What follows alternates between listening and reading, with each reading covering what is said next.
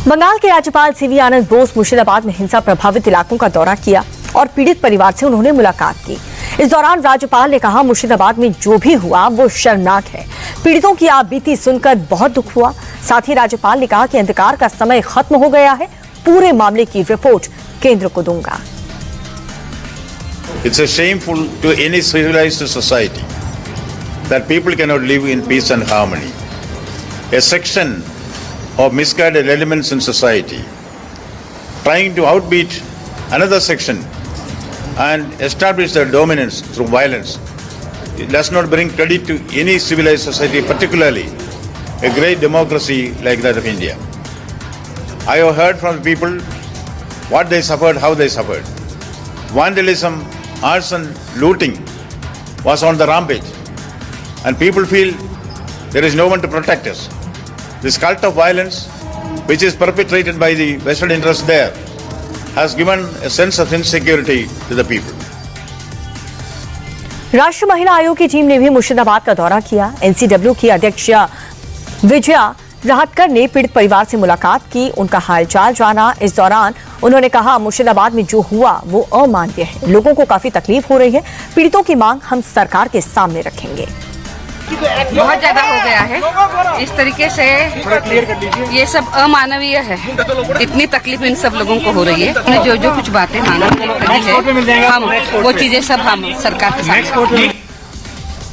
राणा सांगा विवाद के बीच अखिलेश यादव अपनी पार्टी के सांसद रामजी लाल सुमन के आगरा स्थित आवास पर मुलाकात की और कहा, रामजी लाल सुमन के घर साजिश के तहत हमला हुआ है।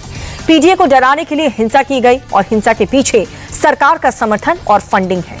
अखिलेश यादव ने तो यहां तक आरोप लगाया कि लखनऊ और दिल्ली का जो झगड़ा है उस पर आगरा में ताकत दिखाई गई।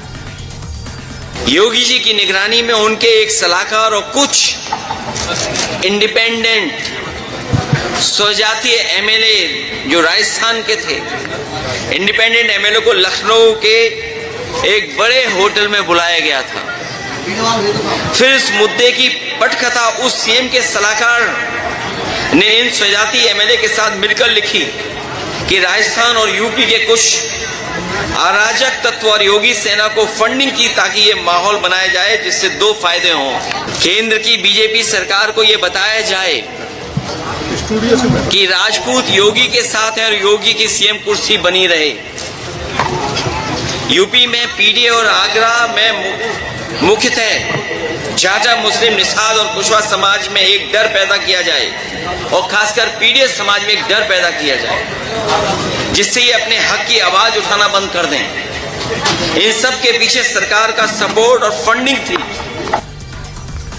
तो वहीं दूसरी तरफ सीएम योगी आदित्यनाथ ने गोरखपुर में विपक्षी दलों पर जमकर के निशाना साधा। उन्होंने कहा कि सपा और कांग्रेस देश के अंदर जातीय संघर्ष शुरू कर रही है। सपा के विधायक शिवाजी महाराज का अपमान करते हैं तो दूसरे सांसद राणा सांगा का अपमान करते हैं और बाबर का महिमा मंडन करते हैं। ये लोग आज समाजवादी पार्टी और कांग्रेस देश के अंदर और प्रदेश के अंदर जातीय संघर्ष नया प्रारंभ करने का प्रयास कर रही है और ये जातीय संघर्ष किस रूप में आपने देखा होगा।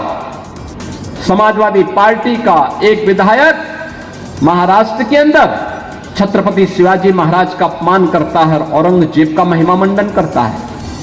समाजवादी पार्टी का एक सांसद प्रदेश में महाराणा सांगा का अपमान करता है और विदेशी आक्रांता जिसने राम जन्मभूमि के मंदिर को तोड़वाया था उस बाबर का महिमा मंडन करता है। समाजवादी पार्टी के मुखिया स्वयं लौह पुरुष सरदार वल्लभ भाई पटेल का अपमान करते हैं।